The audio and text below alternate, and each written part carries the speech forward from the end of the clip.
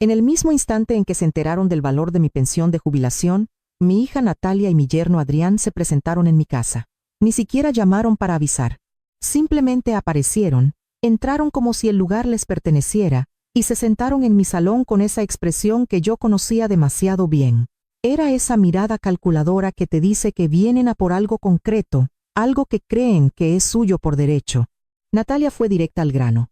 Mamá, necesitamos saber algo. ¿Cuánto vas a cobrar cada mes de tu pensión? Porque Adrián y yo hemos estado pensando, y bueno, considerando que somos tu familia y que te hemos ayudado tanto, creemos que es justo que la compartamos. Queremos la mitad. La miré en silencio. 2.500 euros al mes, dije finalmente. Mi voz sonó más calmada de lo que esperaba. Natalia y Adrián se miraron, y vi cómo sus ojos se iluminaban, con esa codicia disfrazada de derecho familiar. Perfecto, dijo Adrián, inclinándose hacia adelante. Entonces, son 1.250 euros para nosotros cada mes. Es lo mínimo después de todo lo que hemos hecho por ti, Leonor. Ya eres mayor, no necesitas tanto dinero. No dije nada más. Simplemente me levanté de mi sillón con toda la calma del mundo, caminé hacia el aparador de nogal junto al ventanal y saqué una carpeta negra que llevaba meses esperando este momento. Era una carpeta gruesa y pesada, llena de los documentos que había preparado exactamente para este día. Volví y la coloqué sobre la mesita de centro, justo frente a ellos. Entonces les entregué aquella carpeta negra con una tranquilidad que me sorprendió incluso a mí misma. Ábrela, le dije a Natalia. Creo que esto responde a todo lo que habéis venido a pedirme hoy. Natalia extendió la mano con una sonrisa de suficiencia, como si esperara encontrar las escrituras de la casa o algún documento que confirmara su fantasía de controlar mi dinero. Adrián se inclinó sobre su hombro para mirar también. Y cuando abrieron esa carpeta, cuando sus ojos empezaron a leer las primeras páginas, sus rostros se volvieron pálidos como la cera. La sonrisa de Natalia se desvaneció como si alguien se la hubiera arrancado de la cara. Adrián dejó de respirar durante un segundo completo. Vi cómo sus manos empezaban a temblar mientras pasaban página tras página, leyendo cada documento, cada prueba, cada registro que yo había compilado meticulosamente. ¿Qué es esto?, susurró Natalia, con la voz quebrada. Mamá, ¿qué es todo esto? Adrián pasaba las hojas cada vez más rápido, como si quisiera encontrar una que no dijera lo que decían todas las demás. Tenía los ojos como platos. Su rostro había perdido todo el color, y pude ver cómo la realidad empezaba a golpearle como olas, cada vez más fuertes. Dentro de esa carpeta, había documentos legales con sellos oficiales. Había registros de cada vez que me habían pedido dinero, y nunca me lo habían devuelto.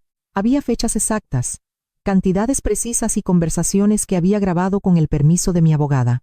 Había mensajes de texto donde hablaban de mí como si yo fuera solo una fuente de ingresos, una vieja tonta que no se daba cuenta de nada. Pero había algo más, algo que hizo que Adrián dejara caer los papeles sobre la mesa como si le quemaran en las manos. Esto no puede ser legal, dijo, con la voz casi desesperada. No puedes hacer esto, no tienes derecho. Sonreí. Fue una sonrisa pequeña, pero cargada con el peso de los años que había pasado aguantando, callando, esperando el momento adecuado. Oh, pero sí que puedo, Adrián. Y de hecho, ya está hecho. Todo lo que ves en esa carpeta ya ha sido presentado ante las autoridades correspondientes. Ya está firmado, sellado y notariado. Natalia me miró como si no me reconociera, como si la mujer sentada frente a ella fuera una completa desconocida. Pero mamá, soy tu hija. ¿Cómo puedes hacerme esto? Después de todo lo que hemos compartido, después de todo lo que... Levanté una mano y la interrumpí. Mi voz se mantuvo tranquila, pero ahora cada palabra salía con la fuerza de años de dolor contenido. Precisamente porque eres mi hija, Natalia. Deberías saber mejor que nadie por qué estoy haciendo esto. Habéis venido a mi casa sin avisar. Habéis entrado como si fuerais los dueños y me habéis exigido la mitad de mi jubilación, la mitad de 40 años de mi trabajo, de mis sacrificios, de mis noches sin dormir, como si fuera un derecho que tenéis simplemente por existir. Me puse de pie y los miré desde arriba. Por primera vez en años, sentí que estaba recuperando algo que había perdido hace mucho tiempo.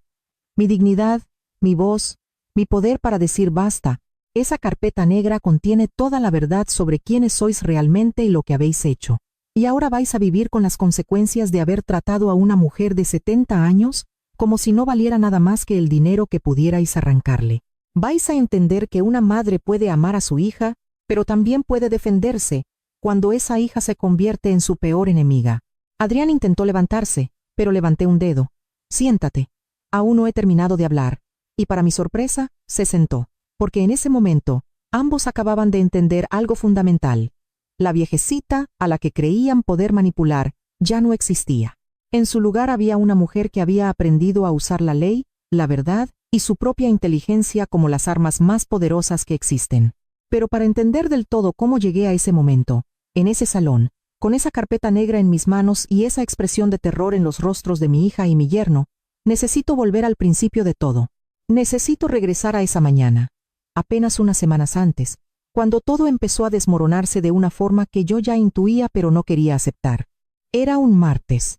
Lo recuerdo perfectamente porque los martes siempre han sido mis días de limpieza a fondo, de poner todo en orden, de mantener cada rincón de esta casa exactamente como debe ser. Me desperté a las 6 de la mañana, como siempre, me preparé un café con leche y me senté junto a la ventana de la cocina para ver cómo el sol empezaba a iluminar las calles encaladas de mi pueblo. Hay algo en esos primeros momentos del día que siempre me ha dado paz. Ese silencio antes de que el mundo despierte, cuando todo está quieto y puedes escuchar tus propios pensamientos sin interrupciones. Pero esa mañana, incluso en medio de ese silencio, sentía un peso en el pecho que no podía explicar. Una sensación de que algo estaba a punto de cambiar, de que una tormenta se acercaba y yo estaba justo en su camino. Bebí mi café lentamente, dejando que el calor de la taza me calentara las manos. A los 70 años, el frío de la mañana se siente diferente. Se te mete en los huesos de una forma que antes no lo hacía. Pero no era solo el frío físico lo que me hacía temblar esa mañana. Era otra cosa. Era la premonición de que mi vida, tal como la conocía, estaba a punto de dar un giro del que no habría vuelta atrás. La casa estaba demasiado silenciosa, demasiado vacía. Llevo viviendo sola desde que mi marido murió hace casi 15 años, y creía que me había acostumbrado a la soledad. Pero hay días en que el silencio pesa más que otros. Días en que caminas por los pasillos y puedes oír el eco de tus propios pasos y te das cuenta de que nadie más va a llegar para llenar ese vacío. Natalia solía visitarme más a menudo antes. Cuando era más joven, cuando aún no se había casado con Adrián, cuando todavía me miraba con algo que se parecía al afecto. Salíamos los domingos, me ayudaba con la compra y nos sentábamos a charlar durante horas. Pero eso fue hace mucho tiempo. Tanto tiempo que a veces me pregunto si realmente ocurrió, o si fue solo un sueño bonito que mi mente creó para no sentirse tan sola. Terminé mi café y empecé con la limpieza. Fregué cada rincón, quité el polvo de cada mueble, organicé cada objeto que estaba fuera de lugar. Mis manos se movían automáticamente, haciendo las mismas tareas que había hecho miles de veces durante décadas. Pero mi mente estaba en otra parte. Estaba pensando en la llamada telefónica que había recibido 2 días antes. Era del banco. Me informaban de que mi pensión había sido finalmente aprobada, después de años de papeleo, de gestiones interminables, de una espera que parecía no tener fin. 2.500 euros mensuales.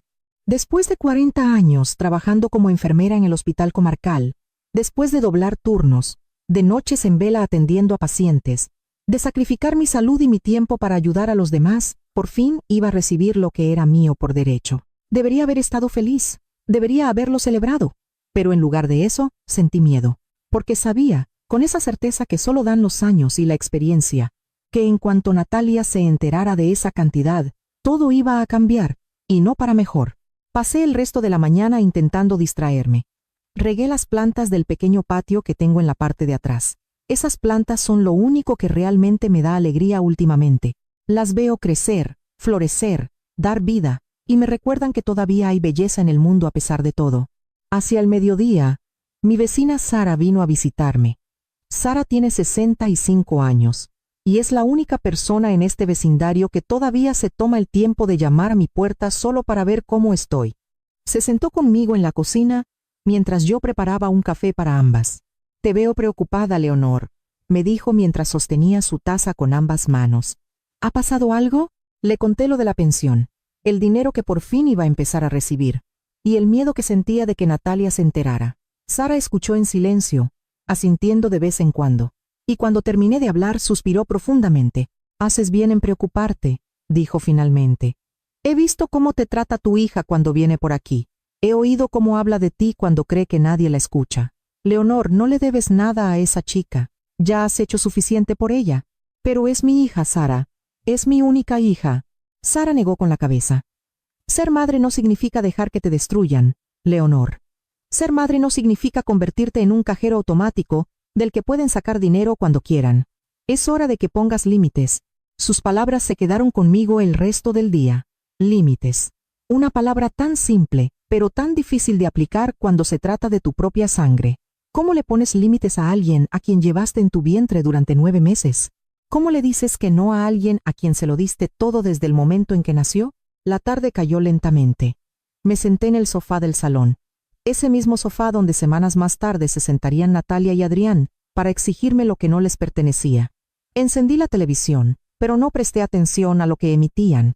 Mi mente seguía dando vueltas, pensando, planeando, temiendo. Sabía que el momento llegaría pronto. Conocía a mi hija lo suficiente como para saber que en cuanto se enterara del dinero, vendría, y vendría con exigencias, con justificaciones, con esa habilidad que tiene para hacerme sentir culpable por cosas que no son mi responsabilidad. Cuando el sol empezó a ponerse, me levanté y fui al aparador junto a la ventana. Abrí el cajón inferior y saqué una carpeta vacía, una carpeta negra que había comprado ese mismo día en la papelería de la esquina. La sostuve en mis manos durante un buen rato, sintiendo su peso, su textura, su potencial, y entonces tomé una decisión. Si Natalia venía a por mi dinero, si venía a exigir lo que 40 años de mi vida habían construido, yo estaría preparada. No iba a dejar que me tomaran por sorpresa. No iba a permitir que me hicieran sentir que estaba en deuda con ellos simplemente por ser su madre. Esa noche, no dormí bien. Di vueltas en la cama durante horas, escuchando cada sonido de la casa, sintiendo cómo el tiempo avanzaba inexorablemente hacia ese momento que sabía que tenía que llegar. Y cuando por fin conseguí dormir, soñé con esa carpeta negra. Soñé que estaba llena de papeles, de verdades, de justicia. No tuve que esperar mucho para que mis premoniciones se hicieran realidad. Apenas 3 días después de esa conversación con Sara, apenas 3 días después de esa noche en que decidí prepararme para lo inevitable, Natalia apareció en mi casa. Pero no vino sola. Últimamente nunca viene sola. Siempre trae a Adrián, como si necesitara un cómplice para enfrentarse a su propia madre. Eran sobre las 4 de la tarde. Yo estaba en la cocina preparando un potaje cuando oí el ruido en la puerta de entrada. No tocaron el timbre. No llamaron. Simplemente entraron usando la copia de la llave que le había dado a Natalia hacía años, cuando todavía creía que mi hija vendría a visitarme por amor y no por conveniencia. «Mamá», gritó Natalia desde el salón. «¿Estás aquí? Tenemos que hablar contigo». La forma en que lo dijo me hizo detenerme en seco. No era un saludo cariñoso, no era la voz de una hija que viene a ver cómo está su madre. Era la voz de alguien que viene en una misión, con un propósito específico, con una agenda ya preparada. Salí de la cocina secándome las manos en el delantal. Natalia estaba de pie en medio de mi salón con los brazos cruzados, mirando a su alrededor como si estuviera evaluando cada objeto, cada mueble, cada detalle de la decoración. Adrián estaba a su lado con esa postura arrogante que siempre tiene, como si el mundo entero le debiera algo. «Hola, Natalia», dije, intentando mantener la voz firme. No sabía que veníais hoy. Ni siquiera me miró a los ojos cuando respondió. «No tenemos que avisarte cada vez que venimos, mamá. Esta también es nuestra casa. Bueno, será nuestra casa algún día, ¿no? Así que podemos entrar cuando queramos». Sus palabras me golpearon como piedras. Será nuestra casa algún día. Como si yo ya estuviera muerta. Como si mi vida fuera solo un obstáculo temporal antes de que ellos pudieran apoderarse de todo lo que yo había construido con mi esfuerzo. Adrián se movió hacia el sofá y se dejó caer en él sin ninguna consideración, estirando las piernas y poniendo sus zapatos sucios sobre mi mesita de centro. Esa mesa de madera que yo había pulido y cuidado durante años. Esa mesa que fue un regalo de mi difunto marido. «Quita los pies de ahí», le dije con firmeza. «Esa mesa no es para apoyar los zapatos». Me miró con una sonrisa burlona, pero no movió los pies. «Oh, Leonor, no seas tan delicada. Es solo una mesa vieja. Además, pronto vamos a cambiar todos estos muebles antiguos por cosas más modernas. ¿Verdad, Natalia?» Natalia sonrió y asintió mientras se sentaba a su lado. «Sí, esta casa necesita una reforma completa. Estos muebles están muy anticuados. Pero bueno, eso ya lo discutiremos más tarde. ¿Más tarde de qué? Quise preguntar, pero me contuve. Sabía que me lo iban a decir de todos modos. Sabía que habían venido con un discurso preparado, con argumentos ensayados, con toda una estrategia para conseguir lo que querían. Me senté en el sillón de enfrente, manteniendo la espalda recta, las manos en el regazo. Esperé. A veces, el silencio dice más que 1000 palabras, y yo había aprendido con los años que dejar que la gente hable primero te da la ventaja. Natalia se aclaró la garganta.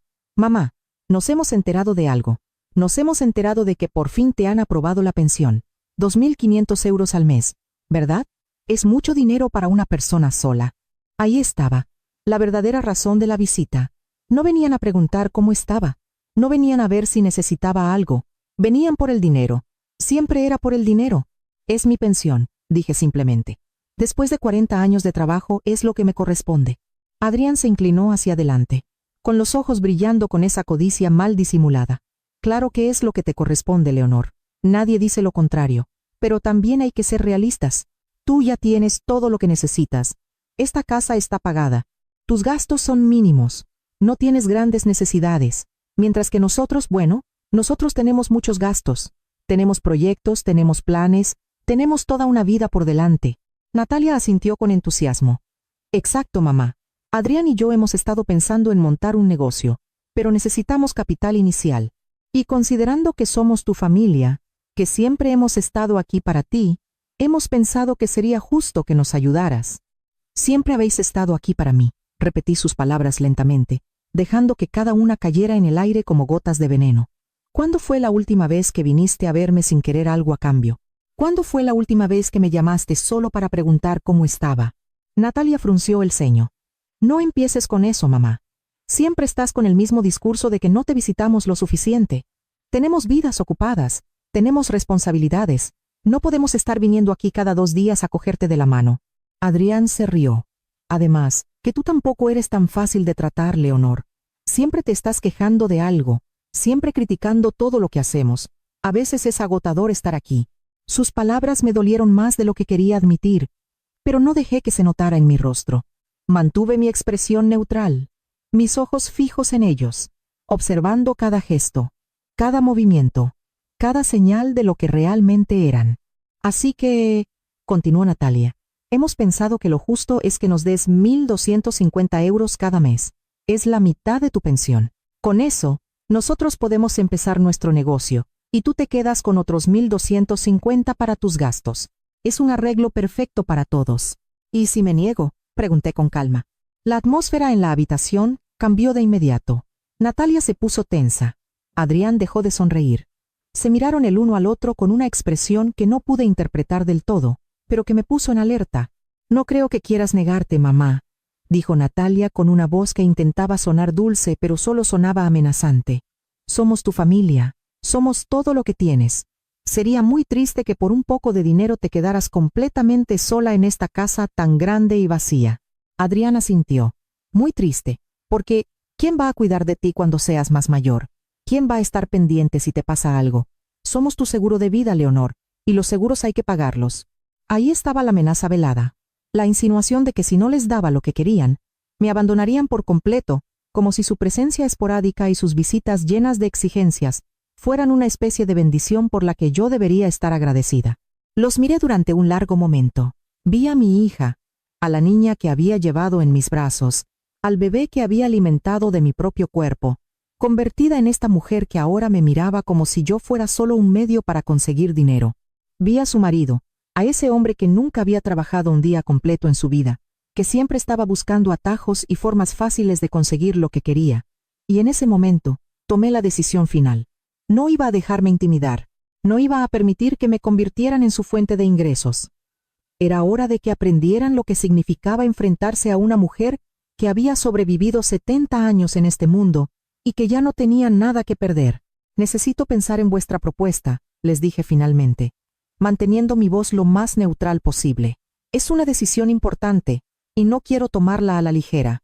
Natalia sonrió con aire de suficiencia, como si mi respuesta fuera exactamente lo que esperaba oír. Claro, mamá, tómate tu tiempo, pero no demasiado, ¿eh?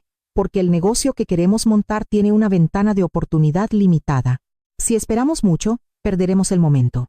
Adrián se levantó del sofá y empezó a pasear por mi salón como si fuera el dueño del lugar. Se detuvo frente a la vitrina donde guardo las pocas cosas de valor que tengo. Fotografías familiares, unos platos de porcelana que heredé de mi abuela, una figurita de cristal que mi marido me regaló en nuestro 20º aniversario. ¿Y esto?, preguntó, señalando la figurita. ¿Cuánto vale algo así? No está en venta, respondí con firmeza. Nada en esa vitrina está en venta, se rió. Todo tiene un precio, Leonor, todo. Solo es cuestión de encontrar la cifra adecuada. Natalia se levantó y se unió a su marido frente a la vitrina. Empezaron a hablar entre ellos en voz baja, pero lo suficientemente alta como para que yo oyera cada palabra. Era intencionado, por supuesto. Querían que supiera exactamente lo que estaban pensando. Cuando vendamos esta casa, todo esto tendrá que irse, dijo Natalia, examinando los objetos como si fueran basura. La mayoría son solo cosas viejas sin valor, pero quizás algunas piezas las podamos vender por internet o en alguna tienda de antigüedades. Adrián asintió. Y este espacio podría ser perfecto para un despacho o una sala de juegos si decidimos quedarnos a vivir aquí en lugar de vender. Aunque sinceramente, esta casa está en un barrio muy antiguo. Probablemente sería mejor vender y mudarnos a algo más moderno. Cada palabra era como un golpe. Estaban planeando mi futuro sin mí. Estaban decidiendo qué hacer con mi casa, con mis cosas, con mi vida, como si yo ya no existiera, como si fuera solo un obstáculo temporal en su camino hacia lo que consideraban suyo por derecho. ¿Y dónde exactamente creéis que voy a vivir yo mientras hacéis todos esos planes?, pregunté con una voz que apenas reconocí como mía. Era fría, cortante, llena de una rabia contenida que llevaba años acumulando. Natalia se giró hacia mí con expresión de sorpresa, como si se hubiera olvidado por completo de que yo estaba en la habitación. Oh, mamá, no seas dramática. Obviamente, esto es para cuando tú ya no estés. No estamos hablando de echarte a la calle. Cuando yo ya no esté, repetí. ¿Quieres decir cuando esté muerta? ¿Estáis planeando mi funeral mientras todavía estoy aquí sentada frente a vosotros? Adrián puso los ojos en blanco. No te pongas tan sensible, Leonor. Todos vamos a morir algún día. Es solo sentido común planificar con antelación. Ya tienes 70 años. No es como si te quedara tanto tiempo. Sus palabras me quitaron el aliento por un momento. No por el shock, sino por la absoluta falta de humanidad que demostraban. Este hombre estaba de pie en mi salón, rodeado de todo lo que yo había construido con mi vida, diciéndome a la cara que estaba esperando a que me muriera para poder quedarse con todo. Natalia se acercó y se sentó en el brazo de mi sillón, poniendo su mano en mi hombro en un gesto que supongo que pretendía parecer cariñoso, pero que solo se sintió condescendiente. Mamá, entiendo que esto pueda ser difícil de oír, pero alguien tiene que ser práctico aquí. Tú ya has vivido tu vida, ya has hecho todo lo que tenías que hacer. Ahora nos toca a nosotros. Y lo menos que puedes hacer es ayudarnos a tener un buen comienzo. Aparté su mano de mi hombro de un manotazo. No me toques cuando me estás diciendo que mi única utilidad es darte dinero y luego desaparecer convenientemente de vuestras vidas. Ella suspiró con exasperación. Siempre exagerándolo todo, mamá. Siempre haciéndote la víctima. Nadie está diciendo que no te queramos. Solo estamos siendo sinceros sobre la realidad de la situación.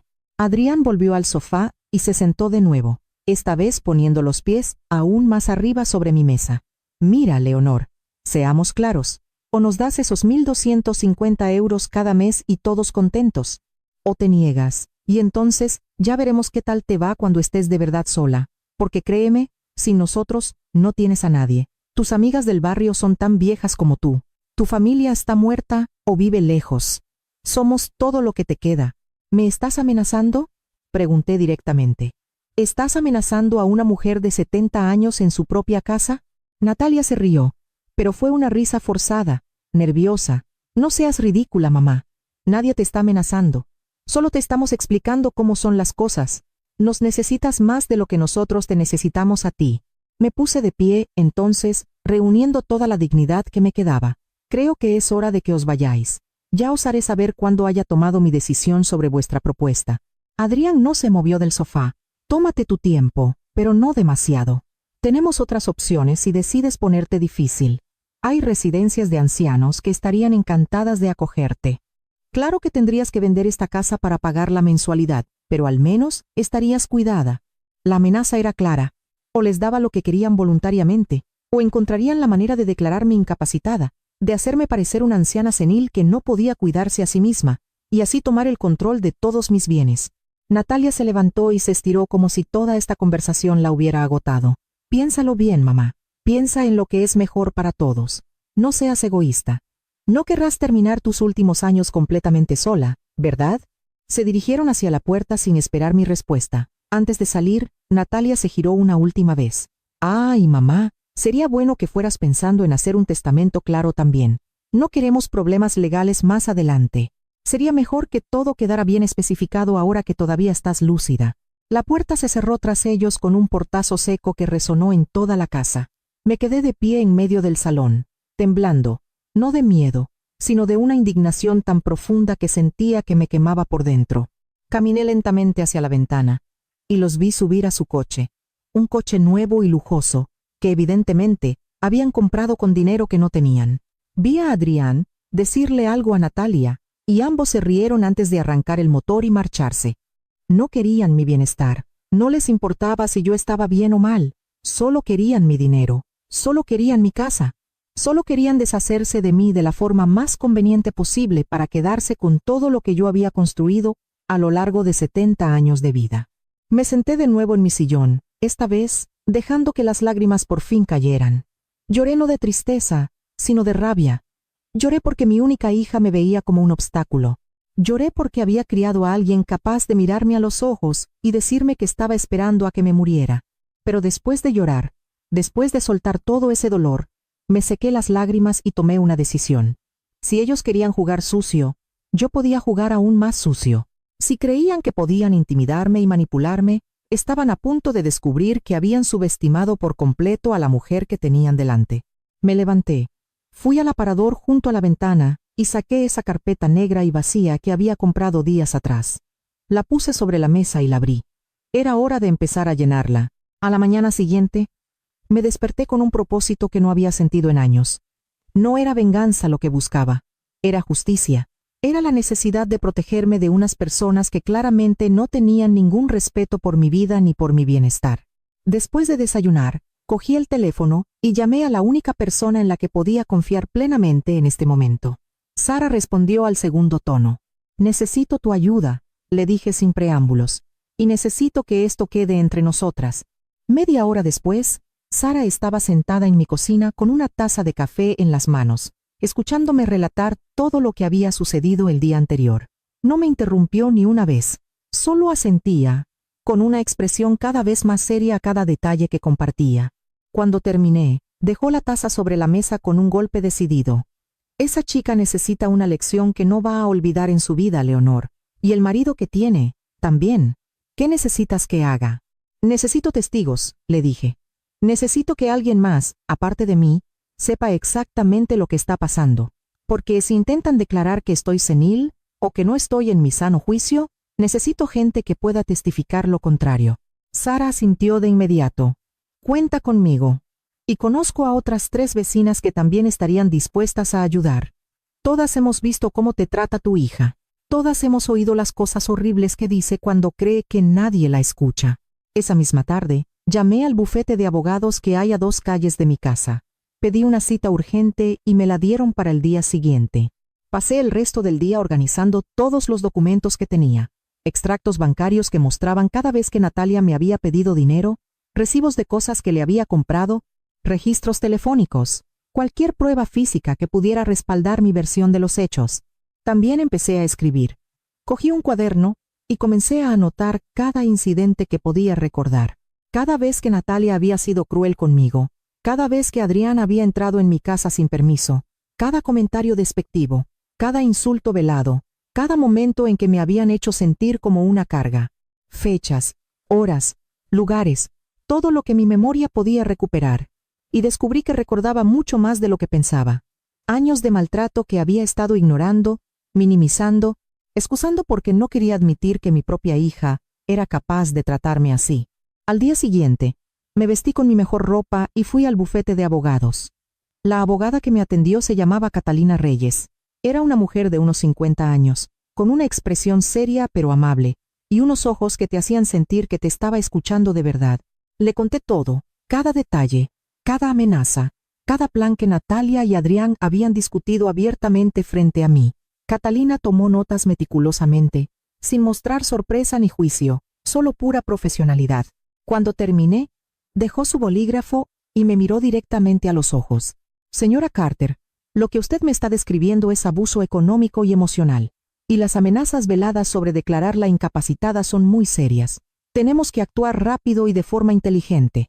¿Qué me recomienda?, pregunté. Catalina abrió su ordenador y empezó a teclear mientras hablaba.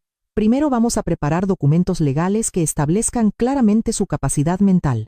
Vamos a hacer evaluaciones con médicos que certifiquen que está usted completamente lúcida y capacitada para tomar sus propias decisiones. Segundo, vamos a documentar todo el historial de abusos, cada préstamo no devuelto, cada amenaza, cada incidente.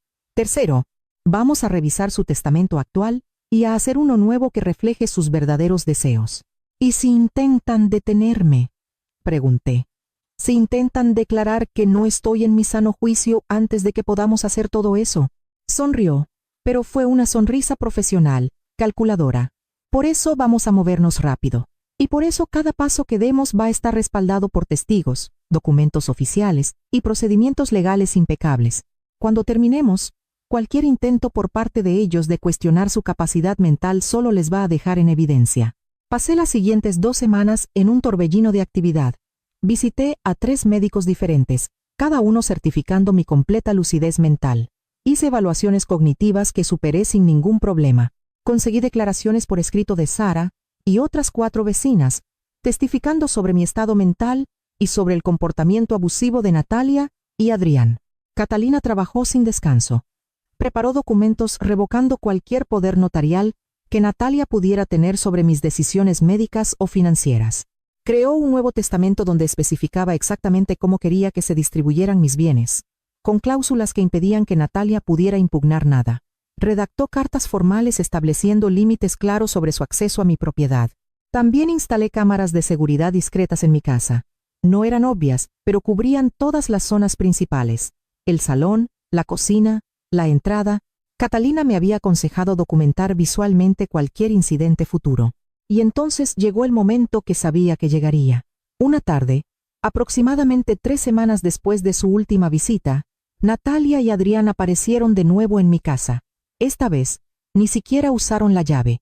Simplemente aporrearon la puerta con fuerza, casi como si quisieran derribarla.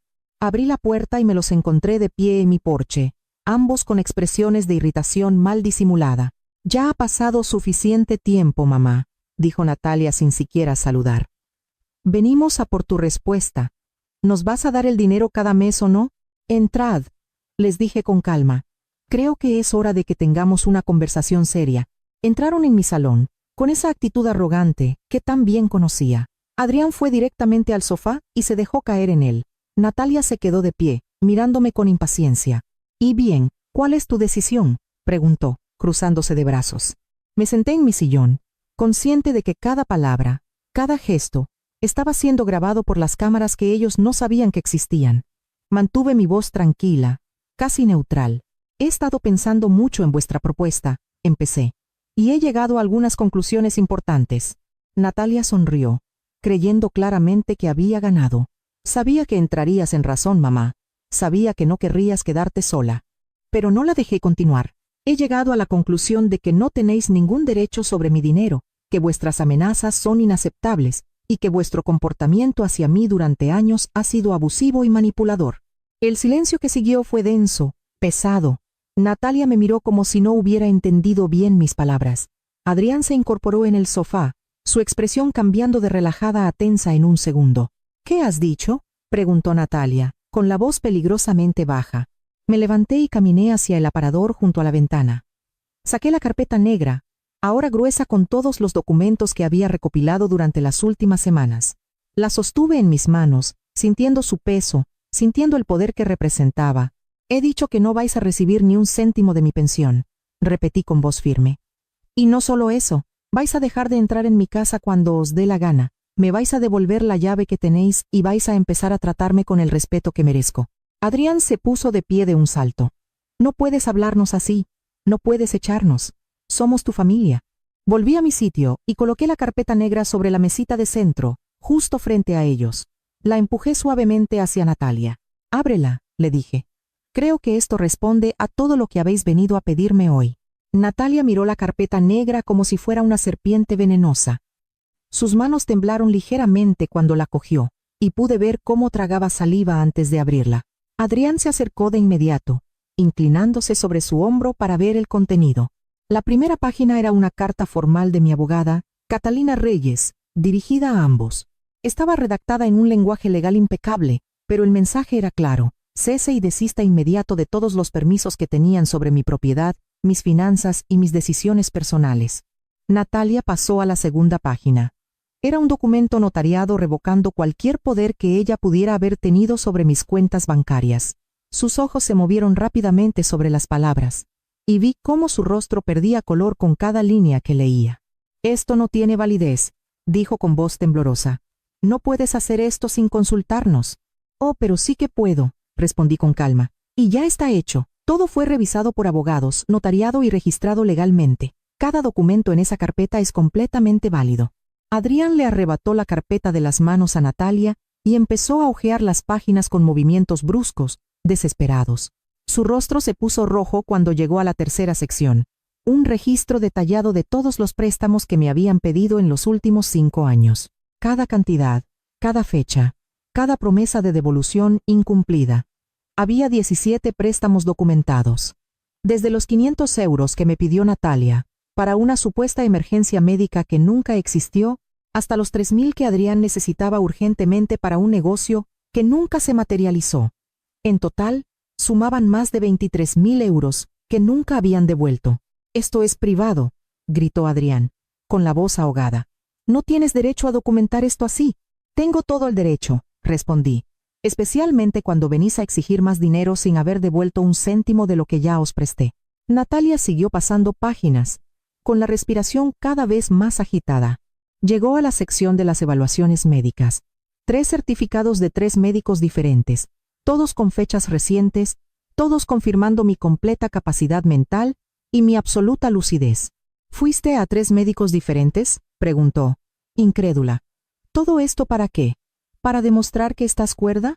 ¿Para asegurarme de que cuando intentarais declararme incapacitada, como amenazasteis con hacer, no tuvierais ninguna base legal para hacerlo? Expliqué. Cada uno de esos médicos está dispuesto a testificar en un juicio si es necesario. Adrián dejó caer la carpeta sobre la mesa como si le quemara. Había más páginas detrás. Copias de mensajes de texto donde hablaban de mí de forma despectiva. Grabaciones de conversaciones, todas obtenidas legalmente, como me había asegurado Catalina. Testimonios escritos y firmados de mis vecinos sobre el comportamiento abusivo que habían presenciado.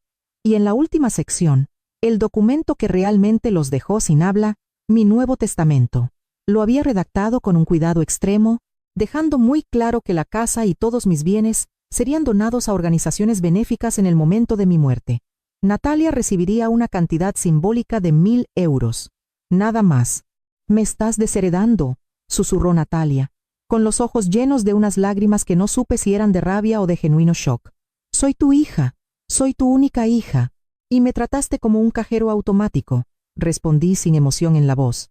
«Me amenazaste con dejarme sola si no te daba dinero. Planeaste declararme incapacitada para tomar el control de mis bienes. Entraste en mi casa y hablaste de venderla, mientras yo todavía estaba aquí sentada escuchándote. ¿Qué esperabas que hiciera?» Adrián empezó a caminar de un lado a otro del salón como un animal enjaulado. «Esto es ridículo. Esto es una exageración total. Solo vinimos a hablar de un arreglo familiar normal. Muchas familias hacen esto. Los hijos ayudan a los padres ayudan a los hijos». Me puse de pie y lo miré directamente a los ojos.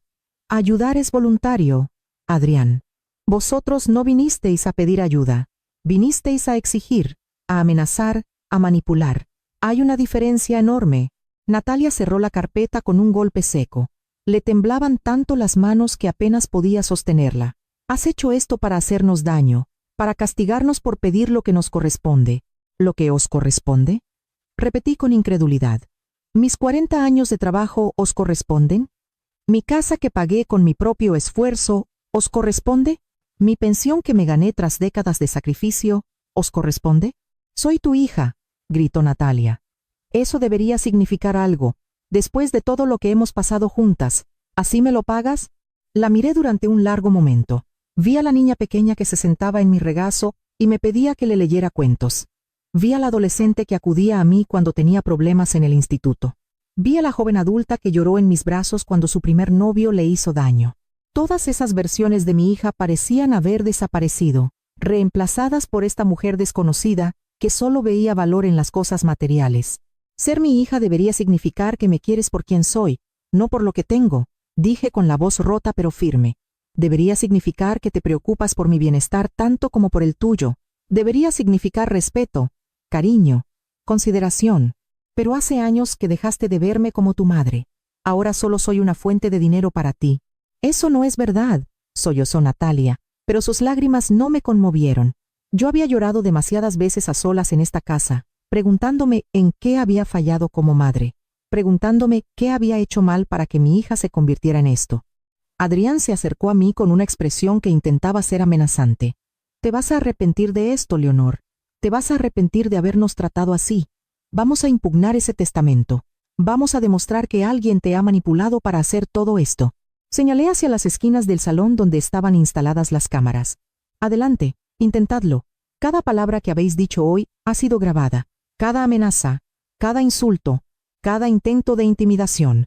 Si queréis ir a juicio, estaré encantada de presentar todas las pruebas que he recopilado. Natalia siguió mi mirada y vio las cámaras por primera vez. Su expresión pasó de la rabia al pánico en un segundo. Nos has estado grabando. Todo este tiempo. Nos has estado grabando sin nuestro permiso. Hay un cartel en la entrada de mi casa. Respondí. Pequeño, discreto, pero legal. Dice claramente. La propiedad está bajo videovigilancia. Nunca os molestasteis en leerlo, porque nunca os molestasteis en prestar atención a nada que no fuera lo que queríais llevaros de aquí. La habitación se quedó en silencio, un silencio pesado y denso, lleno de todo lo que no nos habíamos dicho durante años. Natalia miró la carpeta negra como si fuera la prueba física de la muerte de nuestra relación. Adrián miró las cámaras con una expresión de derrota que intentaba ocultar tras su ira. Quiero que os vayáis ahora, dije finalmente. Y quiero la llave de mi casa antes de que crucéis esa puerta. No te vamos a dar nada, escupió Adrián. Esta sigue siendo la casa familiar. Entraremos cuando queramos. Di un paso hacia el teléfono que estaba en la mesita auxiliar. Si no me entregas esa llave ahora mismo, voy a llamar a la policía y les voy a enseñar esta carpeta, y las grabaciones de video, y los testimonios de mis vecinos. ¿Quieres explicarle a la policía por qué estáis en mi casa negándoos a salir después de que os lo he pedido? Natalia buscó en su bolso con manos temblorosas. Sacó la llave y la tiró sobre la mesa con tanta fuerza que rebotó y cayó al suelo. Toma tu maldita llave. No la necesito. No necesito nada de ti. Me agaché lentamente, recogí la llave y la sostuve en mi mano. Sentí su peso, su forma familiar. Era una llave que yo misma había mandado a hacer años atrás, cuando todavía creía que mi hija vendría a visitarme por amor y no por interés. Ahora marchaos, repetí, y no volváis a no ser que estéis dispuestos a tratarme con el respeto que merezco. Natalia se quedó en medio de mi salón, temblando de rabia y de algo que parecía genuina incredulidad. Sus ojos iban de mí a la carpeta negra y de vuelta a mí, como si no pudiera procesar del todo lo que acababa de ocurrir. No puedes hacernos esto, dijo con la voz rota. No puedes simplemente echarnos de tu vida así. Somos tu familia, soy tu sangre. La sangre no te da derecho a maltratarme, respondí, manteniéndome firme. La sangre no te da derecho a mi dinero, ni a mi casa, ni a mi vida. Durante años, os he permitido tratarme como si no valiera nada. Eso se ha acabado hoy. Adrián intentó una última táctica. Su expresión cambió, suavizándose artificialmente. Mira, Leonor, creo que todos estamos un poco alterados. ¿Por qué no nos calmamos y hablamos de esto como adultos? Quizás ha habido malentendidos. Quizás se han dicho las cosas de mala manera. ¿No ha habido malentendidos, Adrián?, dije cortante. Vinisteis a exigir 1.250 euros mensuales. Amenazasteis con declararme incapacitada si me negaba. Planeasteis vender mi casa mientras yo todavía estaba viva. Todo está documentado. Todo está grabado. No hay forma de reinterpretar lo que dijisteis. Natalia se llevó las manos a la cara, y por un momento, pensé que por fin iba a mostrar algo de remordimiento genuino. pero cuando habló, sus palabras destruyeron cualquier esperanza que pudiera haber tenido. «Esto es culpa tuya», dijo, señalándome con un dedo acusador. «Tú nos has hecho así, siempre tan tacaña con tu dinero, siempre quejándote de todo, siempre haciéndonos sentir culpables por pedir ayuda. ¿Qué esperabas? ¿Que siguiéramos tratándote como una reina cuando nunca nos diste nada?» La miré con una mezcla de dolor y asombro. «¿Nunca os di nada? Te crié sola después de que tu padre muriera. Hice dobles turnos en el hospital para pagar tu educación. Te compré tu primer coche, pagué tu boda. Te presté dinero cada vez que lo pediste sin importarme si yo lo necesitaba. ¿Y dices que nunca te di nada? Era tu obligación», gritó Natalia. «Eras mi madre. Se suponía que tenías que hacer esas cosas. No puedes echármelo en cara ahora como si fuera un favor especial que me hiciste». Sus palabras me golpearon como puñetazos, cada una más dolorosa que la anterior porque revelaban una verdad que yo había estado evitando durante años. Mi hija realmente creía que yo le debía todo y ella no me debía nada a mí. «Tienes razón», dije finalmente con una calma que me sorprendió a mí misma. «Era mi obligación criarte, educarte, darte lo que necesitabas cuando eras una niña. Pero dejaste de ser una niña hace más de 20 años, Natalia. Y en algún momento, las obligaciones se convierten en reciprocidad, en respeto mutuo, en amor que va en ambas direcciones. Pero tú solo aprendiste a coger, nunca aprendiste a dar». Adrián se acercó a Natalia y le puso la mano en el hombro. «Vámonos, cariño, no vale la pena seguir hablando con ella. Ya ha dejado claro lo que piensa de nosotros». Se dirigieron hacia la puerta, pero antes de salir, Natalia se giró una última vez. Tenía los ojos rojos, el rostro desfigurado por una mezcla de emociones que no pude descifrar del todo. «Te vas a arrepentir de esto, mamá. Cuando seas vieja y estés enferma y no tengas a nadie, te acordarás de este momento y te arrepentirás de haber elegido el dinero por encima de tu propia hija». «No es el dinero lo que he elegido, Natalia», respondí con voz serena. «Es la dignidad, es el amor propio, es la negativa a seguir siendo tratada como algo menos que un ser humano. Si eso significa estar sola, prefiero la soledad a vuestra compañía tóxica». La puerta se cerró tras ellos con un portazo que hizo temblar las paredes. Me quedé de pie en medio de mi salón, escuchando el sonido de su coche alejándose por la calle. Y entonces, solo entonces, permití que mis piernas dejaran de sostenerme. Me dejé caer en mi sillón, temblando, no de miedo, sino de la liberación de años de tensión contenida. Sara apareció en mi puerta trasera minutos después. Había estado esperando en su casa, lista para venir si la necesitaba. Me encontró sentada en la creciente oscuridad de la tarde, con las lágrimas corriendo silenciosamente por mis mejillas. «¿Lo has hecho?», preguntó en voz baja. «Lo he hecho», respondí. «Les he enseñado todo. Les he dado la oportunidad de ver exactamente lo que han sido todos estos años». Sara se sentó a mi lado y me tomó la mano. «¿Y cómo te sientes?» «Libre», dije tras un momento de reflexión. «Por primera vez en años, me siento libre, pero la libertad tiene un precio».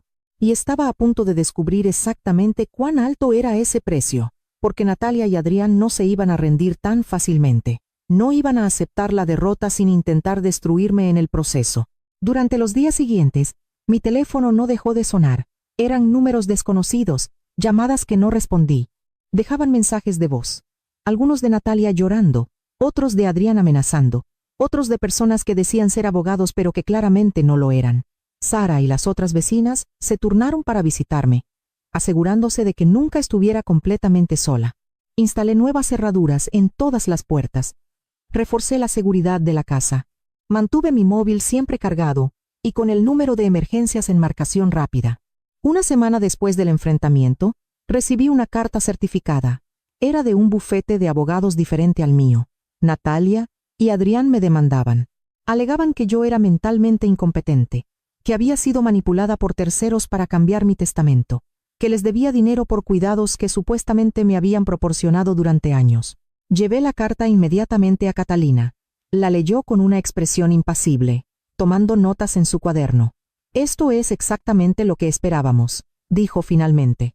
«Y estamos completamente preparados para enfrentarlo. No tienen pruebas, porque no hay pruebas de nada de lo que alegan. Mientras tanto, nosotros tenemos montañas de evidencia que demuestran exactamente lo contrario». «¿Cuánto tiempo va a durar esto?», pregunté, sintiendo el agotamiento en mis huesos. Catalina me miró con compasión.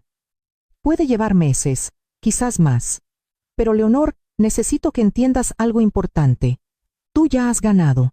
En el momento en que decidiste defenderte, en el momento en que dijiste basta, ya ganaste. Todo lo demás son solo trámites. Pero los trámites no era lo único a lo que tenía que enfrentarme. 2 semanas después, empecé a notar algo extraño. Vecinos que antes me saludaban, ahora me evitaban. La gente en el supermercado me miraba con expresiones que no podía interpretar. Había susurros cuando yo pasaba. Finalmente, una vecina que conocía desde hacía años se me acercó en la panadería. Leonor, necesito preguntarte algo. ¿Es verdad que has echado a tu hija de tu casa? ¿Que la has amenazado con desheredarla si no hacía exactamente lo que tú querías? Me quedé helada. ¿Quién te ha dicho eso? Apartó la mirada, incómoda. Tu hija ha estado hablando con varias personas del pueblo. Dice que te has vuelto cruel y controladora, que la maltrataste emocionalmente durante años y que ahora estás usando tu dinero para manipularla. Ahí estaba. La campaña de desprestigio. Natalia estaba recorriendo el pueblo contando su versión de la historia, pintándose a sí misma como la víctima y a mí como la villana. Y algunas personas la estaban creyendo. ¿Y tú qué crees? Le pregunté a la vecina directamente. Dudó un momento. Yo no sé qué creer, Leonor.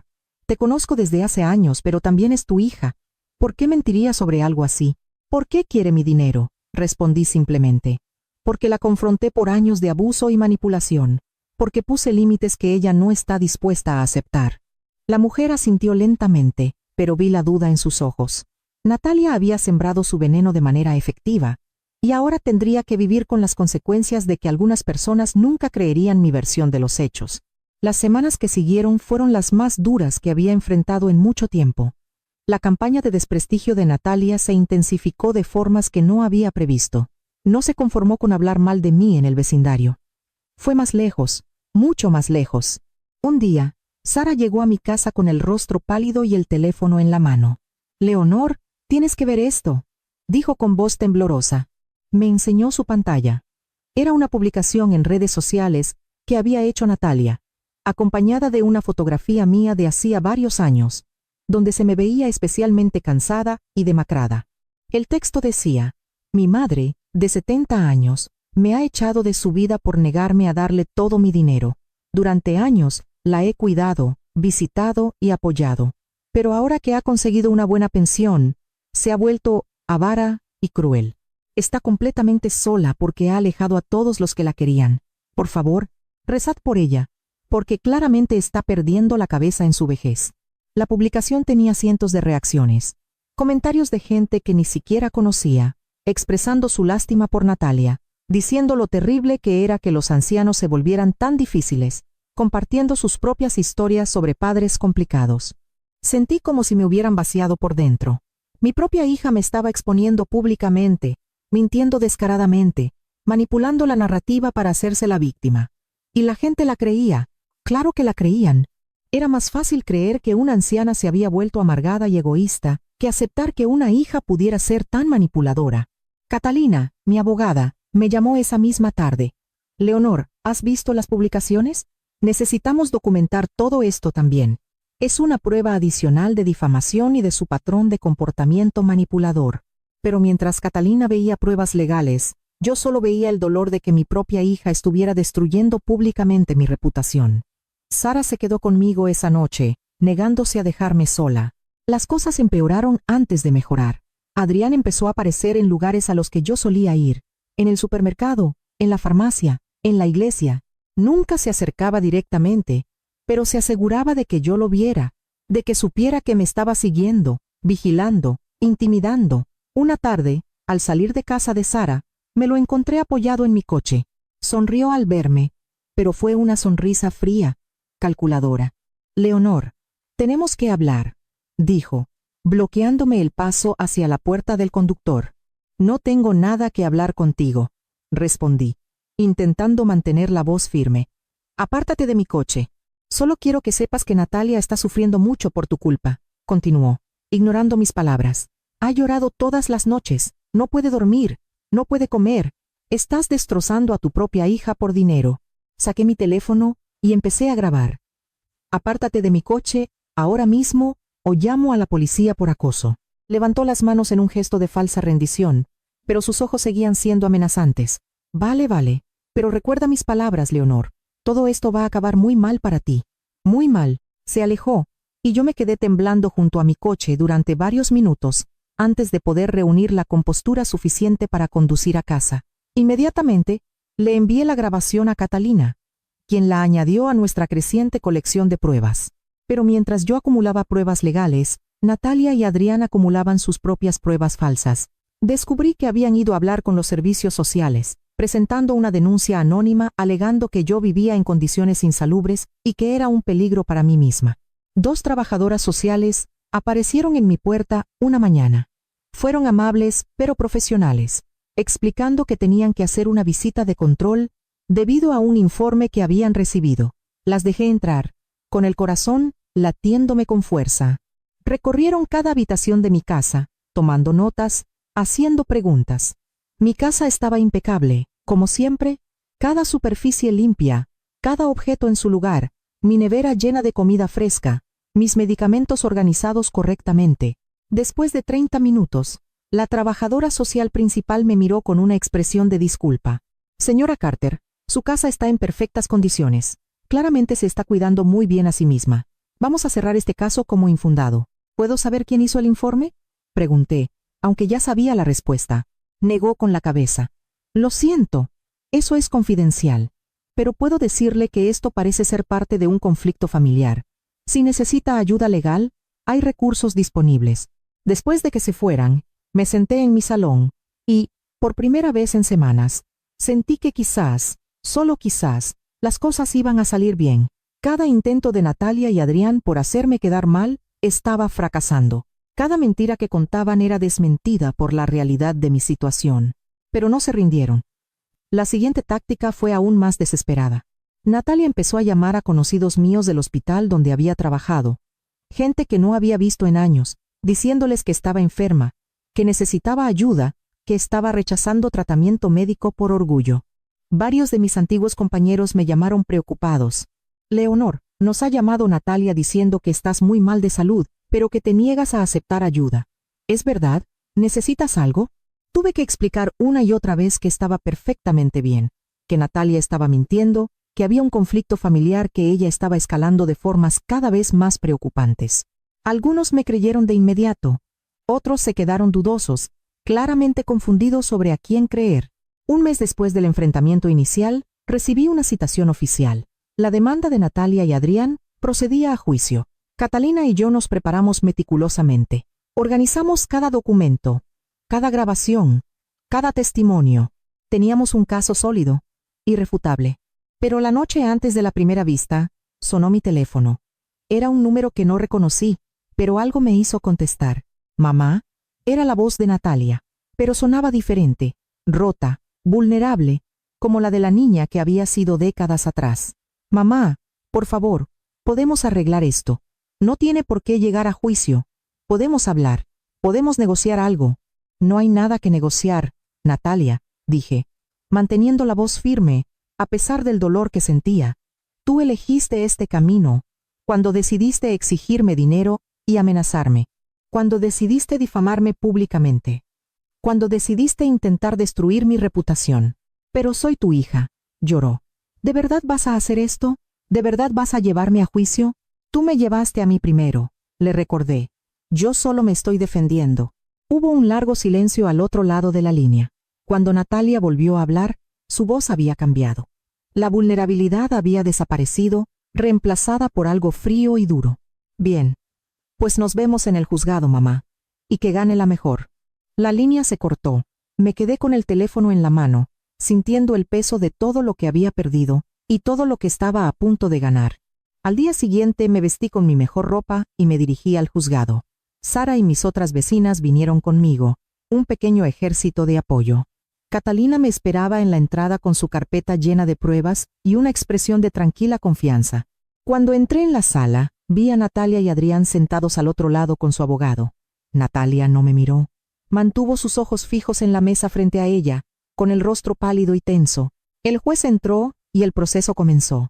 El abogado de Natalia presentó primero, haciendo alegaciones sobre mi supuesta incompetencia mental, sobre la manipulación por parte de terceros, sobre años de maltrato emocional hacia mi hija, Pero cuando fue el turno de Catalina, la sala cambió por completo. Presentó documento tras documento, grabaciones de audio y video donde Natalia y Adrián me amenazaban claramente, registros bancarios que mostraban el historial de préstamos nunca devueltos, certificados médicos recientes que probaban mi completa lucidez, testimonios de vecinos que habían sido testigos del abuso. Vi a Natalia hundirse cada vez más en su silla con cada prueba presentada. Vi a Adrián palidecer cuando escuchó su propia voz en las grabaciones diciendo cosas que ahora no podía negar. El juez escuchó todo con atención. Cuando Catalina terminó, hubo un momento de silencio pesado en la sala. El juez revisó los documentos frente a él durante lo que pareció una eternidad. El silencio en la sala era tan denso que podía oír mi propia respiración. Finalmente, levantó la vista y miró primero a Natalia y Adrián, y luego a mí. Después de revisar toda la evidencia presentada por ambas partes, dijo con una voz firme y clara: encuentro que las alegaciones de incompetencia mental contra la señora Leonor Carter son completamente infundadas. Las evaluaciones médicas son recientes, exhaustivas y concluyentes. Es más, la evidencia presentada por la defensa demuestra un claro patrón de manipulación y abuso económico por parte de los demandantes. Natalia dejó escapar un sollozo ahogado. Adrián cerró los ojos y apretó los puños sobre la mesa. El juez continuó: las grabaciones y los testimonios demuestran que los demandantes intentaron coaccionar a la señora Carter para que les diera dinero mediante amenazas veladas. Sus acciones posteriores, incluyendo la difamación pública y el acoso, solo refuerzan la necesidad de la señora Carter de protegerse legalmente de ustedes. Por lo tanto, desestimo esta demanda en su totalidad y ordeno a los demandantes pagar las costas legales. Hizo una pausa y su mirada se endureció. Además, emito una orden de alejamiento temporal. Los demandantes no podrán acercarse a menos de 100 metros de la residencia de la señora Carter, ni establecer contacto con ella de ninguna forma durante los próximos 6 meses. Cualquier violación de esta orden resultará en cargos penales. Natalia se levantó bruscamente. Esto no es justo. Es mi madre. No puede prohibirme ver a mi propia madre. El juez la miró con severidad. Usted misma se prohibió una relación sana con su madre cuando decidió verla solo como una fuente de ingresos. Esta orden es para proteger a la señora Carter de más acoso y manipulación. Si en el futuro desean restablecer una relación, tendrán que demostrar un cambio genuino en su comportamiento. Caso cerrado. El golpe de su mazo resonó en la sala como un trueno. Catalina me apretó la mano y sonrió. Sara, que estaba sentada detrás de mí, me puso una mano en el hombro.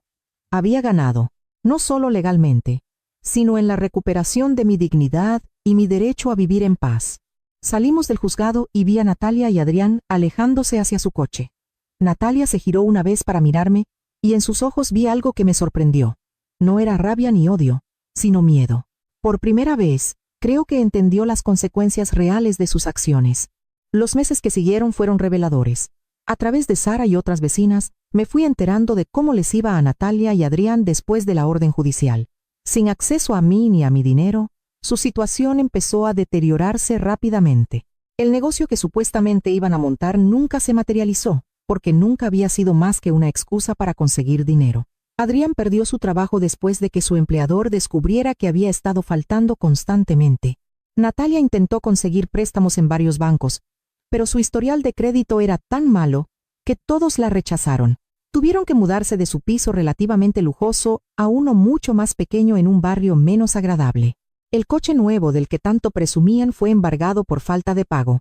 Las publicaciones de Natalia en redes sociales, que antes mostraban una vida aparentemente perfecta, se volvieron cada vez más escasas hasta que desaparecieron por completo. Oí que Adrián finalmente tuvo que aceptar un trabajo en la construcción, algo que siempre había considerado por debajo de él. Natalia empezó a trabajar en un supermercado como cajera.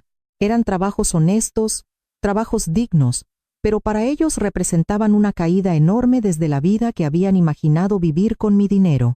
6 meses después del juicio, la orden de alejamiento expiró. Esperaba quizás recibir una llamada, un mensaje, algún intento de contacto, pero no llegó nada. Pasaron las semanas, luego más meses, y seguía sin saber de ellos. Un año después de todo aquello, estaba en el supermercado haciendo la compra cuando la vi.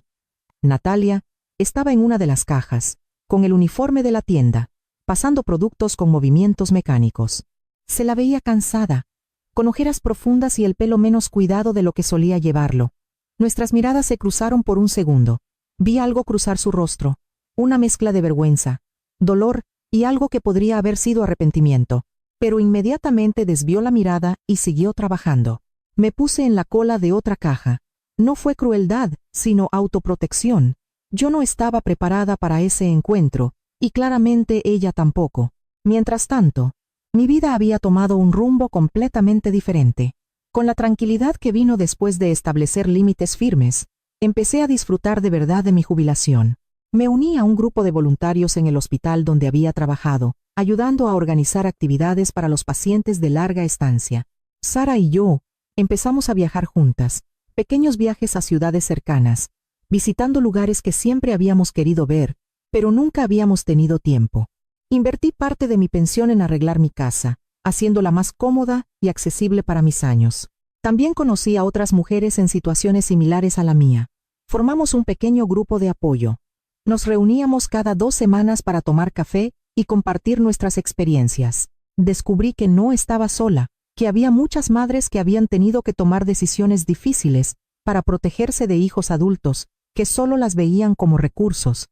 2 años después del juicio, recibí una carta. No tenía remite, pero reconocí la letra de inmediato. Era de Natalia.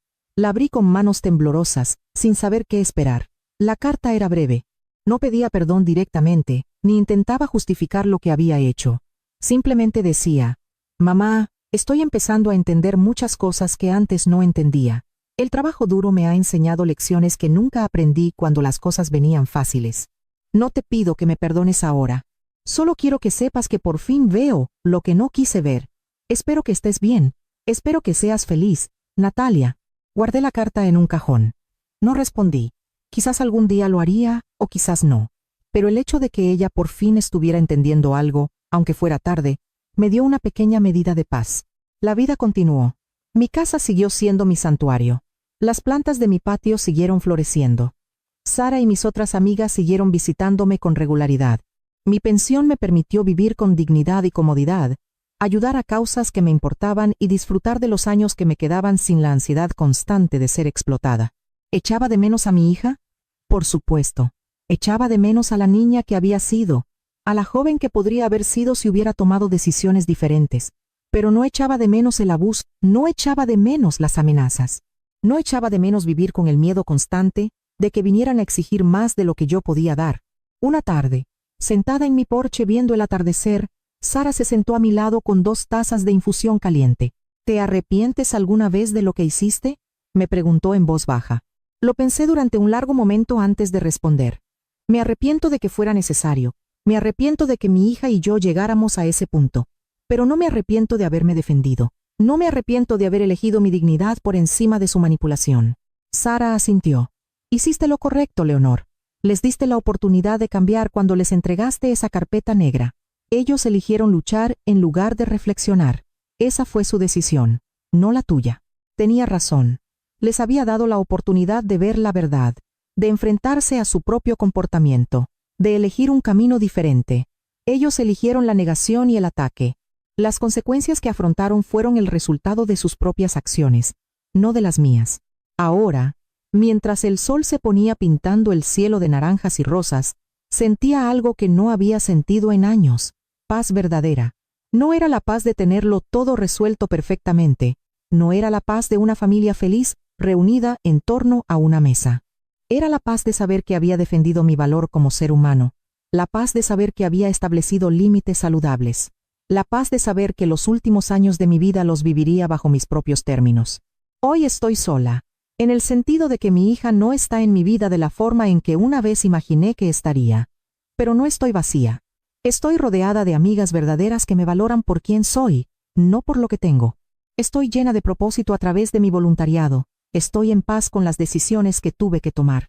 Y si algún día Natalia llama a mi puerta con un cambio genuino en su corazón, con respeto real y no con exigencias disfrazadas de amor filial, quizás podamos empezar de nuevo, pero si ese día nunca llega, también estaré bien, porque aprendí la lección más importante de todas. Estar sola con dignidad es infinitamente mejor que estar acompañada por personas que te faltan al respeto. Y esa carpeta negra que les entregué aquel día no solo contenía documentos legales, contenía mi declaración de independencia, mi grito silencioso de que ya no sería una víctima, mi promesa a mí misma de que los años que me quedaban los viviría con la cabeza bien alta. Hoy estoy sola, pero, por primera vez en mucho tiempo, estoy en paz.